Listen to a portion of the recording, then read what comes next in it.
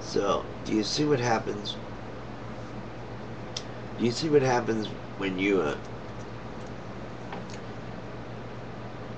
are, you're so delusional, you believe in a magician anyway, and your delusion has gone so far, you can't even admit your own idiosyncrasies. You can't even admit the very thing, the very essence of yourself. Ted, you're sick. You're hypocritical, and in fact, you said to Richard Dawkins that he had, what was it, intellectual arrogance? What the hell does that mean? Is that like, you know, being intelligent is elite? It's elitist to be intelligent? Is that the same kind of vein? Is it the same thing? Sure sounds familiar. Where'd you pick that up? Well, this stuff is crazy. All you religious people, all you Christians, all you Muslims, Jews, every single one of you, if you could just back up for a second and take a look at your Torah, your Bible, your Quran, from an objective point of view, you'll see nothing but a pornographic novel. You will not really want to follow this creature. I mean, the God of the Bible is so freaking mean. What does it do? First, people advance, or it builds. It decides he wants to keep him stupid, and so badly that this God causes this snake to talk to him and tell him, "Go ahead and eat the fruit. Go ahead, just knowledge. That's all it is. You'll know how to build things. You'll know how to name things. It's just knowledge. Don't worry about it." And then they believe the talking snake, you say. Well, it's all well and good, but that scares me. Scared my son, scared my grandson. Because my ex tried to take my son when he was a kid, tried to take him to church after being with me for a few years. And I've never seen the boy so angry. She didn't take him again. And she won't. Never would have. That was a long time ago. Now it's my grandson.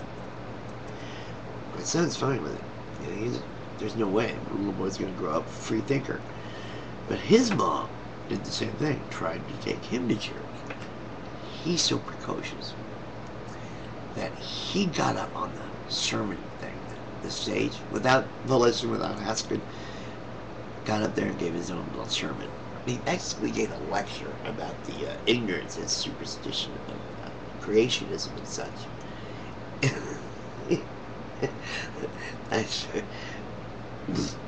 my my ex tried to punish him for it. I said, "No, you don't. No way." I thought it was beautiful. In fact, I asked if I could have the tape. Was it recorded? Oh no, they turned off the recorder. They didn't want to hear a 10-year-old boy preaching to them and telling them they're stupid. They just couldn't handle that. And I liked it. It was great. And I just wonder what's going on with our country. Are we sliding into a theocracy? We're getting stuff put in our pledge, under God, and then they replace e pluribus unum with "in God we trust," and bring back all for one, one for all, or whatever, man, and there's just sometimes it's hard for me to talk. I don't have the vocabulary, I guess, or I don't know how to articulate well anymore. I used to be a wonderful speaker, and people would listen because I didn't know more. I lose my train of thought. These are all symptoms of my. This is going to be a tape about my condition as it gets worse. I've already lost my legs and most of my fingers.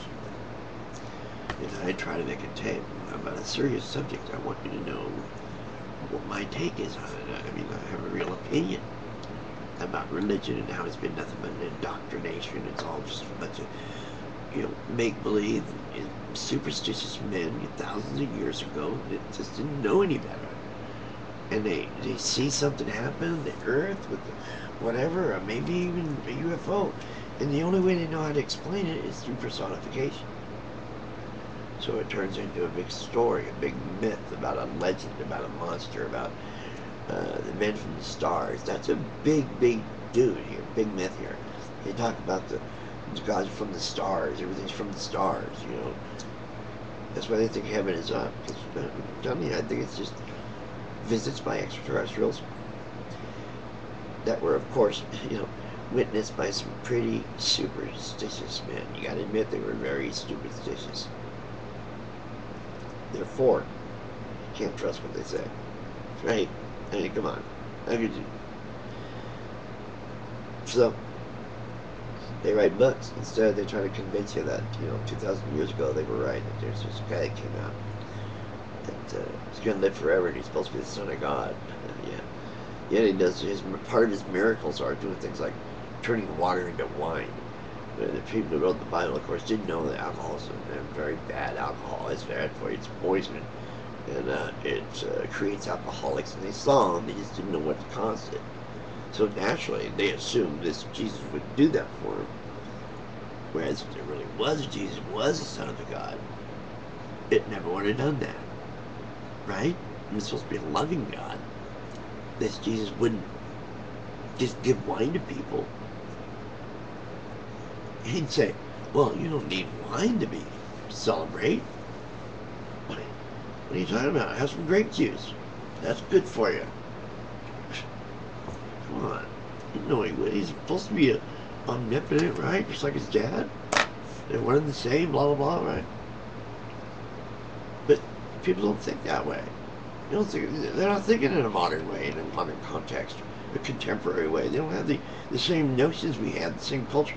We take a lot of things for granted. That, you know, and they personify everything.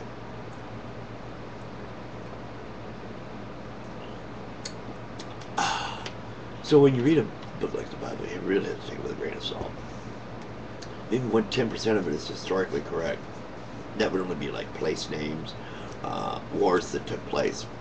The reason for them is convoluted because, according to the Bible, there are always some.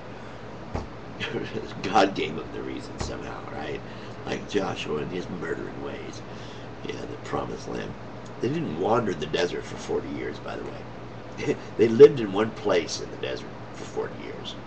Yeah, they set up a little town and everything right there on the eastern side of the Arabian Peninsula.